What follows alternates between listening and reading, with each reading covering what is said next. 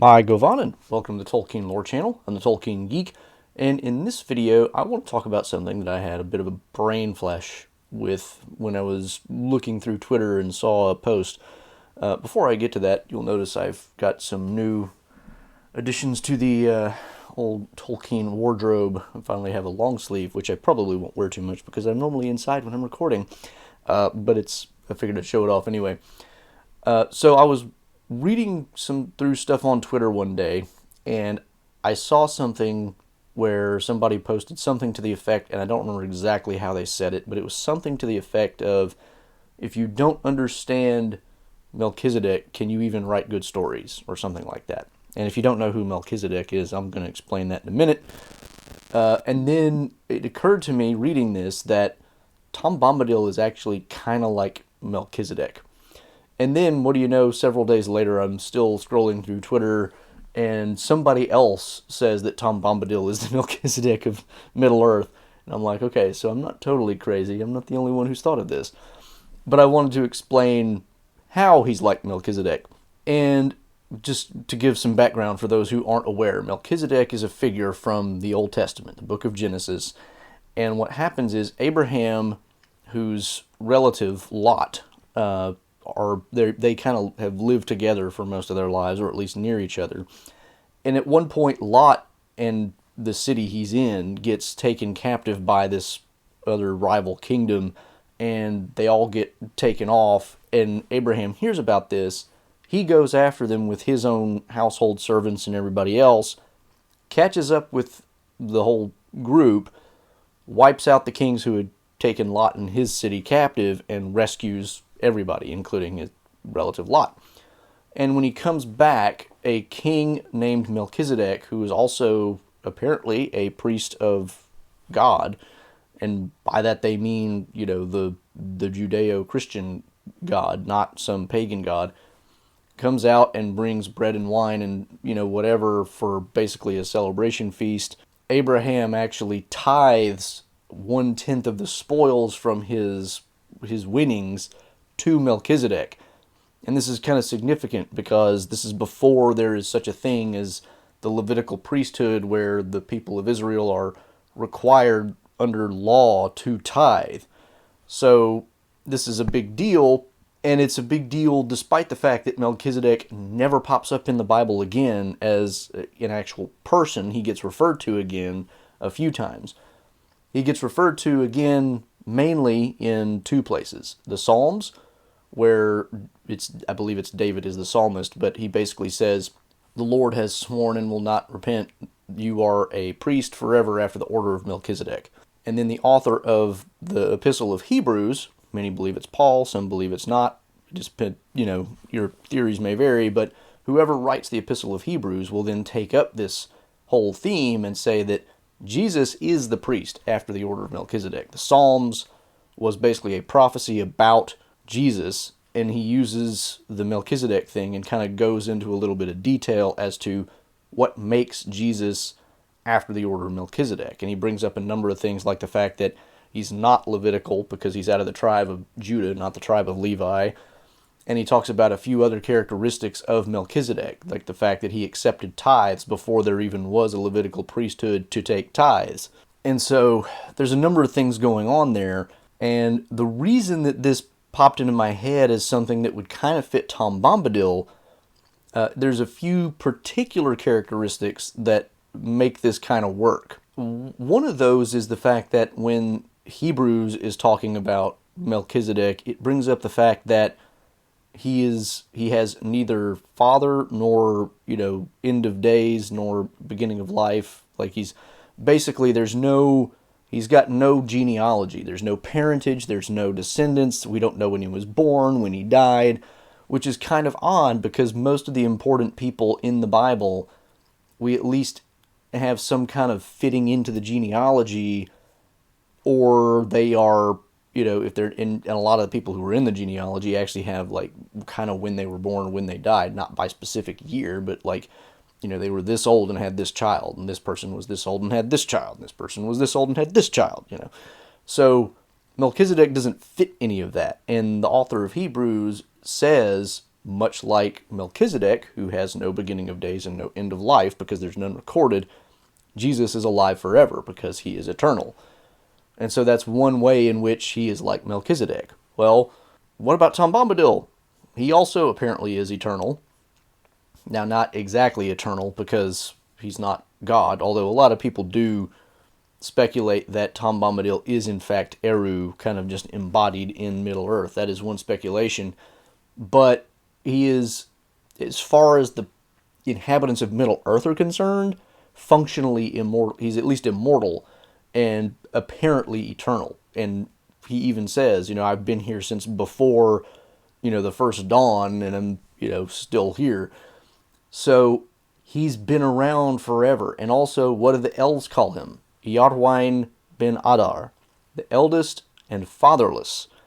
And that's another thing that the author of Hebrews talks about, is the fact that Melchizedek has no genealogy. He has no father. So those two things kind of match up.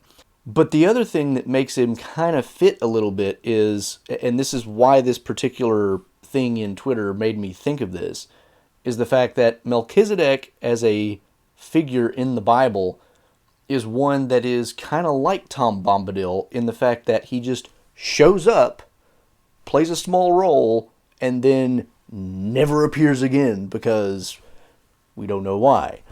And it's interesting because it does kind of go to that storytelling element of what Tom Bombadil is. And this is, why it was kind of important, I thought. The original thing that I saw was, if you don't understand Melchizedek, can you even write good stories? And I don't know that this is what the person was getting at, but one of the things that I've talked about before, and even when I've talked about Tom Bombadil kind of being like a representation of Adam, I've talked about ways that you can think about Tom Bombadil. He's kind of like Adam from, the very first human in the Bible, or he's kind of like, other things. But one of the things that is very definitely true of Tom Bombadil is he's kind of just a mystery, and he's meant to be just a mystery. And I don't know if this is what, like I said, the particular person who posted this was thinking of when they said this about Melchizedek. But it's also kind of true that if you're not willing to just let things be mysterious in your stories, you probably are missing out on at least some good aspect of good storytelling. Because if you think you have to explain every little detail and, just completely fill in all the gaps, that's not ever going to work. Now, that seems odd, now that we're talking about Tolkien, because, let's face it, he fills in a lot of gaps over time, but he was also perfectly comfortable leaving some things as just, we don't know. Now, of course, the way his brain worked was, I hadn't thought about this. Let me think about this some more because that's interesting. But that doesn't mean he was ever going to fill in everything. I don't think he ever would have provided us an actual answer for what and who is Tom Bombadil. I think he was probably going to leave that basically just as it was forever. And in a letter, he basically said as much. He's like, I'm not trying to explain this away. This is just, he's a thing and there he is and that's all you get. And one thing that we do get, in his letters where he ever addresses it, it's like he doesn't explain it any more than what we get in the book. And of course, in the book, the few explanations that we get of him are just as mysterious. When Frodo asks Goldberry, who is he? She says, he is as you have seen him. And then when he asks Tom Bombadil directly, he says, who are you? And Tom Bombadil says, don't you know my name yet? That's the only answer. You're never going to get any more information about Tom Bombadil than we have. And so it's a really interesting parallel to Melchizedek in the fact that, why is there this one character in the Old Testament who appears seemingly out of nowhere, who, by the way, he was apparently king of Salem, which was an old name for Jerusalem, which of course would later become the capital of Israel, which is interesting in and of itself. But he's just a king of a city who is also priest of the Most High God, which is weird because most of the time in the Bible, you get the impression that there's really only like a handful of people that are following God in any meaningful sense. Like, you'll get references to things like, the idea that virtually everybody outside of, the people of Israel are just completely gone the wrong way and all this. But you've also got this occasional references like Melchizedek to people that you don't expect. I mean, you've even got a reference in, is it 1st or 2nd Kings? I forget which one, but Elijah, the prophet, is, has just kind of gotten on the wrong side of one of the kings of Israel, and he basically tells God, could you just let me die? I'm the only one left. Nobody else is faithful, and I'm just tired of this. And God says, no, I've reserved myself 7,000 men who, haven't basically gone the wrong way. And so you get these references. You also get references in the New Testament that are kind of like this, because Paul in Romans will say, God didn't leave himself without a witness to the Gentiles. He's or maybe it's not Romans, I forget. But anyway, there's references like this that there are, he's got a witness for himself out there that we don't necessarily know about. But typically, reading the Bible, it feels like only the people that we're actually looking at the time are the ones that really matter. But then out comes Melchizedek out of nowhere, and he apparently is also following the same God, and we just didn't need to know that until this very moment, and then we didn't need to know it anymore after that. So, and this is kind of what Tom Bombadil is. He's there, and he doesn't need to show up until he does to rescue the hobbits, like 3 times, and then we don't need to talk about him again until we reference him in the Council of Elrond and talk about, well, should we? Nah, never mind. And then we never talk about him again until the very end when Gandalf says, I'm going to go have a really long talk with Bombadil. And Frodo's like, I'd like to see him again. And Gandalf's like, no, don't worry about it. So it's very much kind of the same thing. Reading The Lord of the Rings and everything else, you would get this sense of, the ones that are important are the ones that we're following through the story. And then we get this wild adventure where this one character pops out of nowhere and something happens.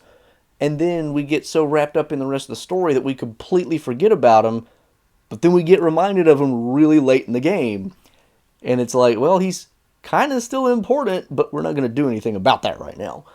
So it's really interesting, the parallel, because it's not exactly the same, because, one of them is supposed to be, at least in the author of Hebrews' mind, a prototype of Christ. And Tom Bombadil is not a prototype really of much of anything, although it is really fascinating how he plays into the story, because he does do some interesting things that are kind of parallel, like the fact that in his house Frodo has the dream of him basically sailing west to Valinor, which is kind of a premonition of the end of the story, where Melchizedek is kind of a premonition of the end of history from a Christian perspective. So there's little weird parallels like that you could try to draw if you really wanted to, but I think if you go too far with that, you're straining the analogy. So I'm not trying to say that it's that clear. The real parallel to me is not so much that he is like Melchizedek in the way he functions in the story, so much as the kind of storytelling motif that he is, in the sense that he pops up and just is mysteriously there and does a few important things, and then he's just gone again, and we never really get a whole lot of answers about him. So, the whole idea of Tom Bombadil kind of fits as a Melchizedek in that way. Now, again, this is an imperfect analogy, and it's not to say that Tolkien had this on his mind or anything like that, but it is at least interesting to think about, because, again, with Tom Bombadil, you could do so many things. I've talked about him as being like Adam. Now I've talked about him as being like Melchizedek. There's people's theories about him being Eru. There's people's theories about all kinds of things that Tom Bombadil could be. So there's just... And I think this is kind of the nature of Tom Bombadil. Because he's a mystery, you look for ways to map him. But that is kind of the point of the original Twitter post that I was referring to, which is... you have to be willing to let there be some just mystery and not try to put everything into a neat little package where it's all, detailed out and it fits perfectly in whatever. That's just, you have to be willing to let that go. And Melchizedek is the same. We have to be willing to just accept the fact, from the, if you're reading the Bible as a Christian, you have to be willing to accept the fact that God may be working in ways outside of the text of the Bible that we just don't know about, and poof, there it pops up once in a while, just because. So I just thought that was a really fascinating thought, at least to explore. So there's, one more video on Tom Bombadil for the world to ponder over. If you found that interesting, please do give it a thumbs up and share it around. If you want to make sure you catch more of my content, make sure to subscribe on whatever platform you're watching. And if that happens to be YouTube, click the bell icon to make sure you don't miss any of my notifications. Follow me on the platform formerly known as Twitter to catch Tolkien-related trivia questions every week, and check the support and social links in the description below as well. Until the next time, I'm the Tolkien Geek, signing out for the Tolkien Lore Channel. Namarie. Thanks to all my channel supporters, especially elf friends Nathan Dufour, Robert Kindling, and Stephen Clayton.